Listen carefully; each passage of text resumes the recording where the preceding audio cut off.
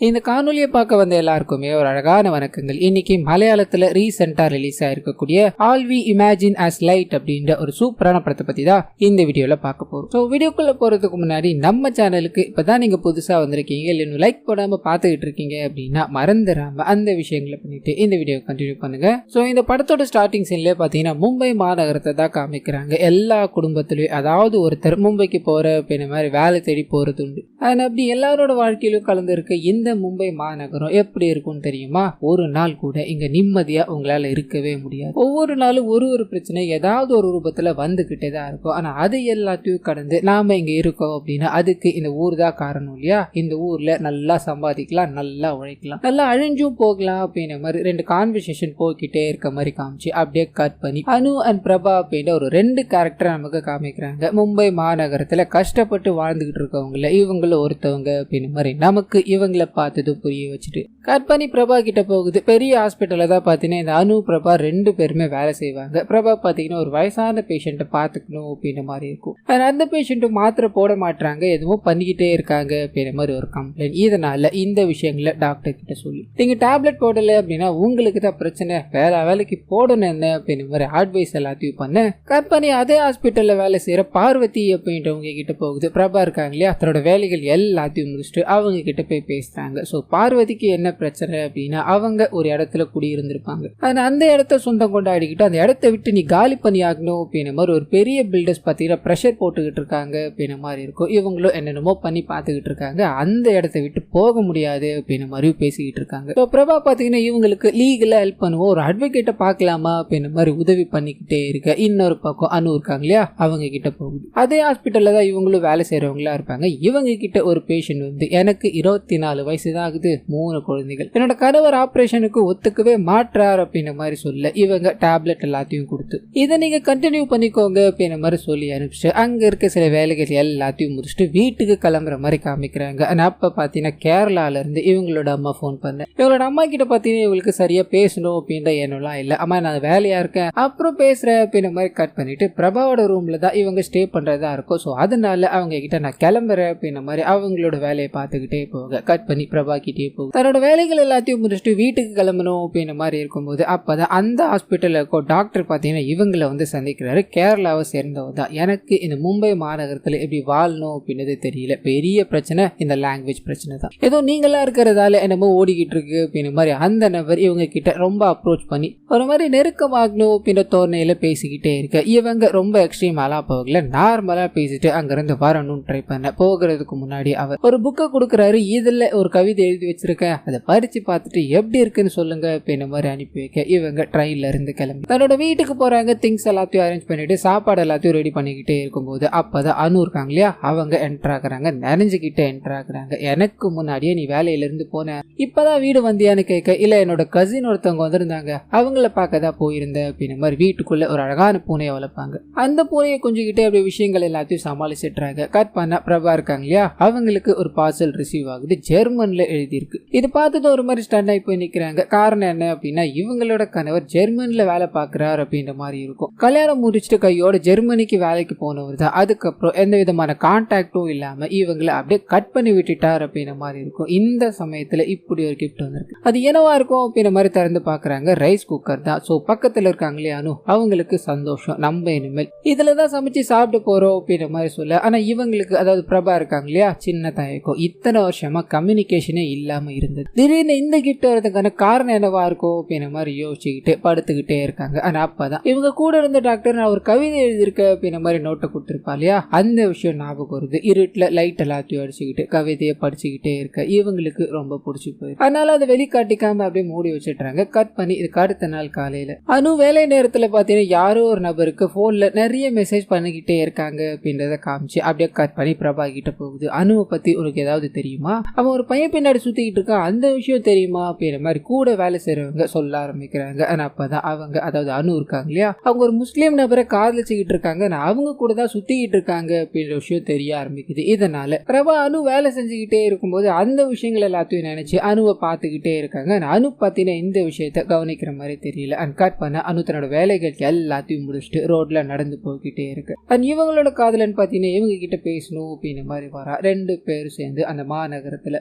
பயங்கரமா சுத்திக்கிட்டு ஆளாட மட்டுமே இல்லாத இடத்துக்கு போறாங்க, தனிமையில இருக்கவும் செய்யறாங்க. சோ இவங்களோட காதல் இப்படிதான் போய்கிட்டு இருக்கு. அண்ட் இவங்க காதலிக்கிற நபரும் பாத்தீங்கன்னா கேரளாவை சேர்ந்தவரா தான் இருப்பாரு. சோ இந்த விஷயங்கள் எல்லாத்தையும் நமக்கு அந்த கான்வர்சேஷன் மூலமா தெரியப்படுத்திட்டு அப்படியே கட் பண்ணி இந்த சைடு ஹீரோயின் இருக்காங்க இல்லையா பிரபா, அவங்க கிட்ட போகும். தூங்கிக்கிட்டே இருக்கும்போது மழை வேகமா பெய்து தண்ணி எல்லாம் வீட்டுக்குள்ள வந்துருது. அது எல்லாத்தையும் தொடச்சிக்கிட்டே இருக்கும்போது கணவர் அனுப்பினார் இல்லையா அந்த கிஃப்ட், அது பாக்குறாங்க. தன்னோட கணவரோட நினைவுகள் எல்லாமே பாத்தீங்கன்னா இவங்களை போட்டு கஷ்டப்படுறதால அது தன்னோட கணவரா நினைச்சு அதை கட்டி பிடிச்சிக்கிட்டே அழுதுகிட்டே இருக்காங்க. இந்த சீன் இதோட கட் ஆகுது. கட் பண்ணி பார்வதி கிட்ட போகுது. பார்வதியோட அந்த நில பிரச்சனை இருக்கு இல்லையா, அதை சரி செய்யணும் அப்படின்ற மாதிரி ஒரு அட்வொகேட் கிட்ட கொண்டு போக அந்த மனுஷன் இது எல்லாத்தையும் பார்த்துட்டு உங்களோட வீட்டோட பத்திரம் கிடைக்குமா அப்படின்ற மாதிரி கேட்க இவங்களோட கணவர் பாத்தீங்கன்னா இறந்து போயிட்டாரு, அது எங்க வச்சாரு அப்படின்ற எந்த விவரமும் தெரியாது. இதனால அது இருந்தா மட்டும்தான் அட்வொகேட்டால உதவி பண்ண முடியும் அப்படின்ற மாதிரி ஒரு நிலைமைக்கு தள்ளப்பட்டுட்டாங்க. வீட்டுக்கு போய் பார்வதி அண்ட் பிரபா 2 பேரும் சேர்ந்து எல்லா விஷயங்களும் தேடி பாக்குறாங்க.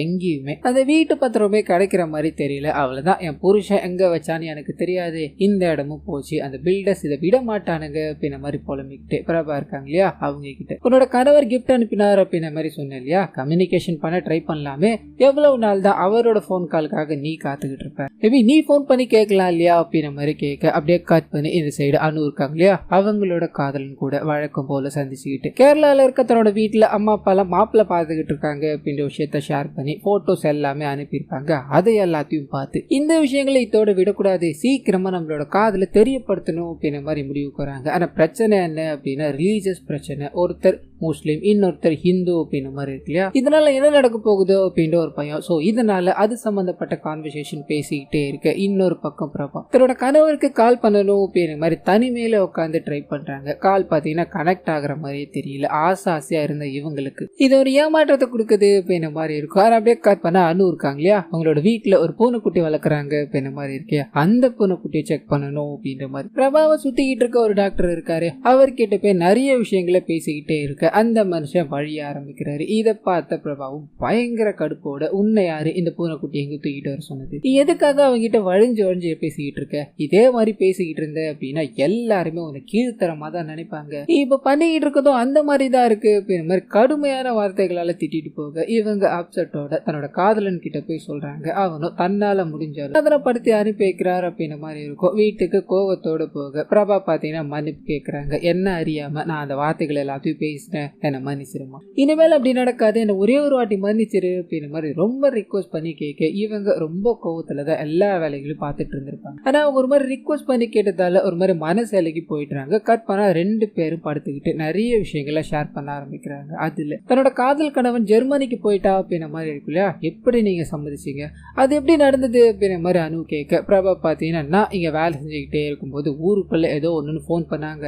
நான் அங்க போகும்போது என்னோட எல்லா வேலைகளையும் பேசி முடிச்சிட்டாங்க, அதாவது கல்யாண வேலைகள் எல்லாத்தையுமே பேசி முடிச்சிட்டாங்க, மாப்பிள்ளையும் என்ன கல்யாணம் பண்ணிக்கிட்டாரு, அதுக்கப்புறம் எல்லாம் நல்லது நடக்கும் அப்படின்ற மாதிரி நான் எதிர்பார்த்துக்கிட்டே இருக்கும்போது ஜெர்மனிக்கு வேலைக்கு போகணும் அப்படின்ற மாதிரி இருந்தாரு. ஸ்டார்டிங்ல நிறைய போன்ஸ் கால் நிறைய இன்ஃபர்மேஷன் வந்துகிட்டே இருக்கும். போக போக அது எல்லாமே குறைஞ்சு போயிடுச்சு. மேபி அவருக்கு பேசுறதுக்கு எதுவும் இல்லையோ என்னமோ அப்படின்ற மாதிரி ஃபீல் பண்ணி பேசிக்கிட்டே இருக்கு. அனுக்கு என்ன பேசுறது, அதாவது அவங்களுக்கு என்ன பேசுறது அப்படின்றது தெரியல, மௌனம் ஆயிடுறாங்க. ஆனா அப்படியே கட் பண்ண அனு பாத்தீங்கன்னா அவங்களோட காதலன் இருக்கான் இல்லையா, காதலனோட வீட்டுல இருக்க எல்லாருமே வெளியே போறாங்க. ஆனா அன்னைக்கு அவன் மட்டும் தான் வீட்டுல இருப்பான் அப்படின்ற மாதிரி இன்ஃபர்மேஷன் வந்திருக்கும். இதனால அந்த வீட்டுக்குள்ள போகணும் அப்படின்ற மாதிரி முடிவு பண்ணி அதுக்கேற்ற துணிமணிகள் எல்லாத்தையும் வாங்கிட்டு மெசேஜ் பண்ணிக்கிட்டு ட்ரெயின்ல போய்கிட்டே இருக்கும்போது என் வீட்டுல வெளியே போறதா இருந்தது கேன்சல் ஆயிடுச்சு, நீ என் வீட்டுக்கு வராத அப்படின்ற ஒரு ரிப்ளை. இவங்க எல்லாமே ரெடியா வச்சிருந்தாங்க இல்லையா, பயங்கர கோவம். நான் போட்டுக்கிட்டு இருந்த எல்லாத்தையுமே ஒத்திரி தள்ளிட்டு ஒரு மாதிரி கடுப்புல கத்த ஆரம்பிக்கிறாங்க. இது நாள் வரைக்கும் அம்மா போன் காலை இக்னோர் பண்ணிக்கிட்டு இருந்த இவங்க இப்ப அம்மாக்கு போன் பண்ணி எப்படிமா இருக்கீங்க,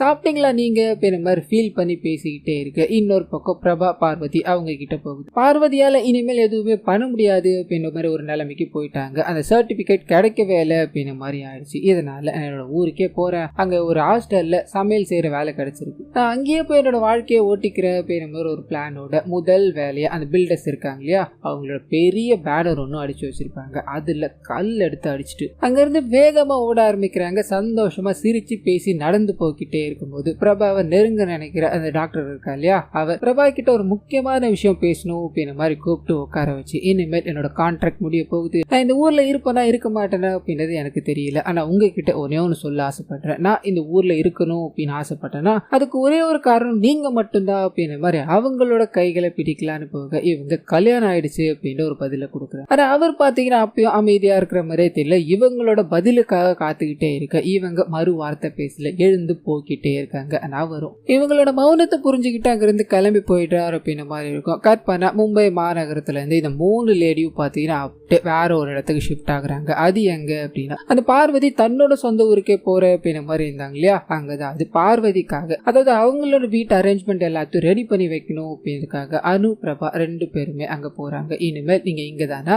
எல்லாம் செட்டில் ஆயிடும்ல அப்படின்ற மாதிரி ஒரு திங்ஸா எடுத்து வச்சுக்கிட்டே இருக்கும்போது அப்பதான் பார்வதியோட ஒரு சரக்கு பாட்டில் இருக்கிறத பாக்குறாங்க. 3 பேரும் கொஞ்சம் கொஞ்சமா குடிச்சு ட்ரை பண்ணிட்டு அந்த டே ஃபுல்லா பாத்தீங்கன்னா சந்தோஷமா கொண்டாடிக்கிட்டு இருக்காங்க அப்படின்ற மாதிரி இருக்கும். ஆனா அந்த சமயத்துலதான் பார்வதி பிரபா 2 பேருமே பீச்சில் விளையாடணும் அப்படின்ற மாதிரி கிளம்புறாங்க. அனுவை கூப்பிடும் போது எனக்கு பயங்கர டயர்டா இருக்கு, நான் ரெஸ்ட் எடுக்கிறேன் அப்படின்ற மாதிரி வீட்டுக்குள்ளே இருந்துற கட் பண்ண பார்வதி பீச்சில் விளையாடிக்கிட்டே இருக்காங்க. அண்ட் பிரபாவும் பாத்தீங்கன்னா தனிமையில போற மாதிரி காமிக்கிறாங்க. தன்னோட வேலைகள் எல்லாத்தையும் முடிச்சுட்டு நடந்து வந்துகிட்டே இருக்கும்போது ஏதோ ஒரு சத்தம் கேட்குது. என்னன்னு பார்த்தா அனு இருக்காங்க இல்லையா, அவங்க ஒரு பக்கமும் அவங்களோட காதலன் அங்கேயும் தனிமையில நின்று பேசிக்கிட்டு இருக்க விஷயங்களை கவனிக்கிறாங்க. ஒரு மாதிரி டென்ஷனாவே வீட்டுக்கு போறாங்க. சாப்பிட்டுக்கிட்டே இருக்கும்போது நாம நாளைக்கு போறதா தானே இருந்தது, நம்ம இன்னைக்கே போலாமா அப்படின்ற மாதிரி பார்வதி கிட்ட இதை பத்தி பேசும்போது அவங்க இதை பத்தி தெரியாது இல்லையா, என்னம்மா நீங்க இன்னைக்குதான் வந்தீங்க, இன்னைக்கே போகணும்னு அப்படி ஒரு நாள் இருந்துட்டு போங்கல அப்படின்ற மாதிரி கம்பல் பண்ண அனு பாத்தீங்கன்னா சிரிச்சுக்கிட்டே தலையாட்டுறாங்க. ஆனா இவங்களுக்கு ஒரு மாதிரி தயக்கமா இருக்கு. கட் பண்ணா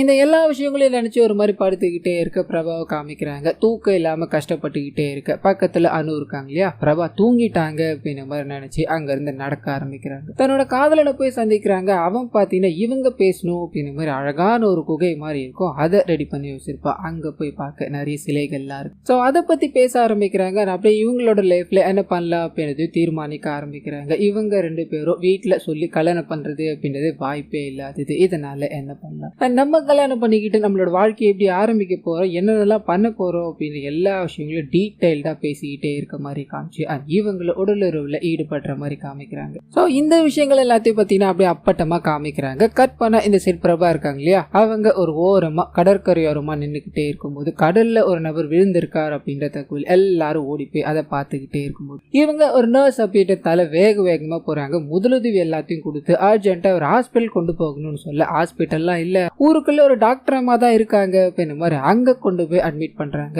அந்த டாக்டர் அம்மாவும் கொண்டு வந்த பிரபா இருக்காங்க இல்லையா, அவங்க தான் மயக்கத்துல இருக்க இந்த நபரோட மனைவி அப்படின்ற மாதிரி புரிஞ்சுக்கிட்டு அதுக்கேற்ற மாதிரி பேச ஆரம்பிக்கிறாங்க. வயசானவங்க கிட்ட சொல்லி என்ன ஆக போகுது அப்படின்ற மாதிரி பிரபா இந்த விஷயத்த இத்தோட விட்டுட்டு அங்க மயக்கத்துல இருக்காரு இல்லையா, அவருக்கு முதலுதவி பண்ணிக்கிட்டே இருக்கும்போது அவர் மயக்கத்துல இருந்து எழுந்துக்கிறாரு. யார் என்ன அப்படின்றது புரியல, எதுக்காக இங்க வந்தார் அப்படின்றதும் தெரியல. இந்த விஷயங்கள் எல்லாத்தையும் பிரபா கிட்ட கேட்க ஆரம்பிக்கிறாரு. அவங்களுக்கும் தெரிஞ்ச விஷயங்கள் எல்லாத்தையும் சொல்லிக்கிட்டே இருக்கு. அந்த வயசான டாக்டர் இருக்காங்க இல்லையா, அவங்க இவங்க 2 பேரையும் கணவன் மனைவி நினைச்சுக்கிட்டாங்களே அந்த விஷயங்களையும் இவர் புரிஞ்சுக்கிறாரு. அவங்க சொல்றது உண்மையா அப்படின்ற மாதிரி கேட்க இவங்க இல்லன்னு மறுத்துட்டு உனக்கு எதுவும் ஞாபகம் இல்ல அப்படின்ற மாதிரி ஒரு வார்த்தையை கேட்டுட்டு தன்னோட கணவர் கிட்ட பேசணும் அப்படின்ற மாதிரி நிறைய விஷயங்களை மனசுக்குள்ள வச்சிருப்பாங்க இல்லையா, அந்த விஷயங்கள் எல்லாத்தையும் இவரை தன்னோட கணவரா நினைச்சு சொல்ல ஆரம்பிக்கிறாங்க. அந்த மனுஷனும் பாத்தீங்கன்னா நான் இவ்வளவு எல்லாம் கஷ்டப்பட்டேன், அந்த கஷ்டத்துல நான் நினைச்ச ஒரே ஒரு விஷயம் நீ மட்டும்தான், உன் கூட வாழணும் அப்படின்றது மட்டும்தான், இனிமேல் இந்த மாதிரி தப்பு நடக்காது, நீ என் கூடயே வந்துட்டியா அப்படின்ற மாதிரி பேச. சோ இந்த விஷயம் பாத்தீங்கன்னா இவங்களோட கணவர் சொல்ற மாதிரி தான் அது. அதாவது இவங்களோட கணவர் இப்படி பேசினா இவங்க என்ன ரியாக்ட் பண்ணுவாங்க அப்படின்ற மாதிரி இவங்க நினைச்சு பாக்குற விஷயங்கள் தான் இது. இதுக்கு இவங்க சொல்லக்கூடிய பதில் என்ன அப்படின்னா, இது நேரம் வரைக்கும் நான் என்னோட வாழ்க்கையை வாழ்ந்துட்டேன், இனிமேல் உங்களோட துணியை வேணா நான் உங்களை பார்க்கவே விரும்பல அப்படின்ற மாதிரி ஒரு பதிலை கொடுத்துட்டு அங்க இருந்து கிளம்புறாங்க. ஆனா அப்படியே கட் பண்ண அந்த 3 லேடி இருக்காங்க இல்லையா, 3 லேடி ஒன்னா உட்காந்து பேசணும் அப்படின்ற மாதிரி வாய் எடுக்கும் போது அப்பதான் அனுவோட காதலன் இங்கதான் இருக்கா அப்படின்ற விஷயத்த நம்ம ஹீரோயின் கண்டுபிடிச்சிட்டு இருப்பாங்க இல்லையா, அந்த விஷயத்த சொல்லி அவனை நீங்க கூப்பிட முடியுமான்னு கேட்க அவங்க தயங்கி கூப்பிட்டு வந்து உட்கார வைக்கிறாங்க. சோ 3 பேரும் சேர்ந்து கான்வர்சேஷன் ஆரம்பிக்கிறாங்க. 3 பேருக்கும் தேவையானது வாழ்க்கையில ஒரு சின்ன ஒலி தான், அந்த ஒலிக்காக தான் இவங்க ஓடிக்கிட்டு இருக்காங்க அப்படின்ற ஒரு விஷயத்த சொல்லி இந்த படத்தை இத்தோட முடிக்கிறாங்க. சோ கண்டிப்பா இந்த படம் என்னோட வாய்ஸ் ஒரு உங்களுக்கு பிடிச்சிருக்கோ அப்படின்ற மாதிரி நம்புறேன். இந்த வீடியோல ஏதாவது நிறை குறைகள் இருந்தது அப்படின்னா அதை மறந்துடாம கமெண்ட்ஸ்ல பதிவிடுங்க.